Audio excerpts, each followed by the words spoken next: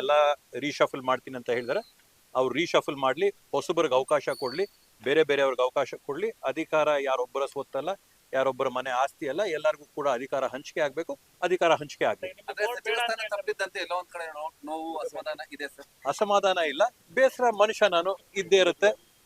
ಕಾಲ ತಸ್ಮೇನ ಅಂದ್ರೆ ಮುಂದಕ್ಕೆ ಹೋಗ್ತಾ ಹೋಗ್ತಾ ಹೋಗ್ತಾ ಎಲ್ಲ ಸರೋಗುತ್ತೆ. ನಿಗಮ ಮಂಡಳಿ ಬೇಡ ಅಂತಾನು ಹೇಳ್ತಾ ಇಲ್ಲ, ಬೇಕು ಅಂತಾನು ಹೇಳ್ತಾ ಇಲ್ಲ. ಅಧಿಕಾರ ಹಂಚಿಕೆ ಆಗ್ಬೇಕು, ಎಲ್ಲರಿಗೂ ಕೂಡ ಅಧಿಕಾರದ ಅವಕಾಶ ಸಿಗಬೇಕು.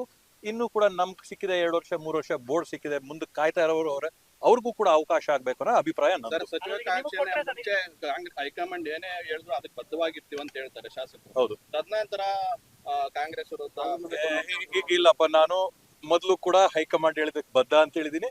ಇವಾಗ್ಲೂ ಕೂಡ ಅದಕ್ಕೆ ನಾನು ಸ್ಟಿಕ್ ಆನ್ ಆಗಿ ಇವತ್ತು ಕೂಡ ಹೈಕಮಾಂಡ್ ಹೇಳೋದಕ್ಕೆ ನಾನು ಬದ್ಧ. ಪ್ರತಿಭಟನೆ ಮಾಡ್ಲಿಕ್ಕೆ ಮುಂದಾಗಿದ್ದಾರೆ. ಅದು ಅವರ ವೈಯಕ್ತಿಕವಾದಂತ ವಿಷಯಗಳು. ನಾವ್ ಹೇಳಿದ್ದು ಇವತ್ತು ಪಕ್ಷ ಇದ್ರೆ ಸರ್ಕಾರದಿಂದ ಪಕ್ಷ ಅಲ್ಲ.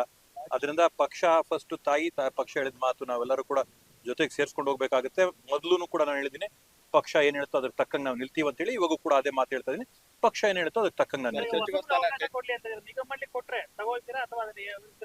ನೋಡೋಣ, ಅದನ್ನ ಏನು ಆಗುತ್ತೆ ಅಂತ ನೋಡೋಣ. ಆದ್ರೆ ನಾನು ಹೇಳೋದು, ನಮ್ಗೊಂದು ಅವಕಾಶ ಸಿಕ್ಕಿದೆ, ಬೇರೆಯವ್ರಿಗೂ ಅವಕಾಶ ಕಲ್ಪಿಸ್ಕೊಡ್ಲಿ.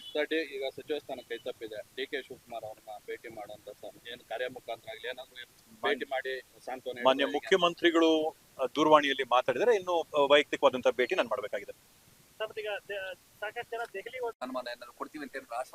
ಇಲ್ಲ, ಖಂಡಿತವಾಗೂ ವರಿಷ್ಠ ಹತ್ರ ಮಾತಾಗಿದೆ, ಚರ್ಚೆ ಕೂಡ ನಡೆದಿದೆ.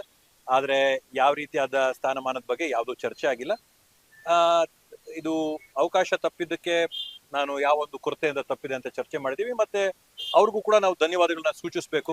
ಈಗಾಗ್ಲೇನೆ ನಾನು 2ನೇ ಬಾರಿ ಶಾಸಕನಾಗಿ 3 ವರ್ಷ ಈ ಸರ್ಕಾರದಲ್ಲಿ ನಾನು ಒಬ್ಬ ಶಾಸಕನಾಗಿ ಕೆಲಸ ಮಾಡಿದ್ದಕ್ಕೆ ಈ ಮಟ್ಟದವರೆಗೂ ಕೂಡ ನನ್ನ ಹೆಸರನ್ನ ಅವಕಾಶ ಕೊಟ್ಟು ತಂದು ದೊಡ್ಡವರು 4 ಬಾರಿ 5 ಬಾರಿ 6 ಬಾರಿ ಗೆದ್ದವರ ಪಟ್ಟಿಯಲ್ಲಿ ನನ್ನ ಹೆಸರು ಕೂಡ ಚರ್ಚೆ ಮಾಡಿ ಸೀರಿಯಸ್ ಆಗಿ ಚರ್ಚೆ ಮಾಡಂತ ಒಂದು ಮಟ್ಟಕ್ಕೆ ತಂದಿರೋದ್ರೆ ನಾವು ವರಿಷ್ಠರಿಗೆ ಅದಕ್ಕೂ ಕೂಡ ಧನ್ಯವಾದ ಹೇಳ್ಬೇಕಾಗುತ್ತೆ. ಹೇಳ್ತಿದ್ರು ಸರ್, ಯಾರ್ಯಾರಿಗೆ ಯಾವ ಬೋರ್ಡ್ ಅನ್ನು ಅಕಾಮಿಡೇಟ್ ಮಾಡಬಹುದು, ನಾನು ಅದನ್ನ ಮಾಡ್ತೀನಿ ಅಂತ ಹೇಳಿದ್ದಾರೆ. ಹಾಗಾಗಿ ಇಲ್ಲ, ಅದನ್ನ ಇವಾಗವರೆಗೂ ನಾನು ಯಾರಾದ್ರೂ ಕೂಡ ಚರ್ಚೆನೂ ಮಾಡಿಲ್ಲ, ಯಾರಾದ್ರೂ ಕೂಡ ನನ್ನೇನು ಬೇಡಿಕೆ ಕೂಡ ಇಟ್ಟಿಲ್ಲ.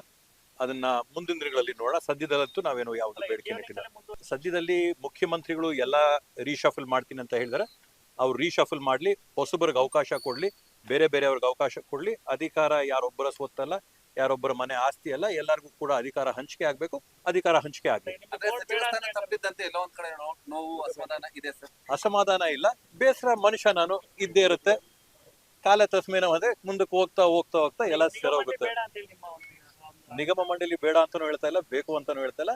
ಅಧಿಕಾರ ಹಂಚಿಕೆ ಆಗ್ಬೇಕು, ಎಲ್ಲರಿಗೂ ಕೂಡ ಅಧಿಕಾರದ ಅವಕಾಶ ಸಿಗಬೇಕು.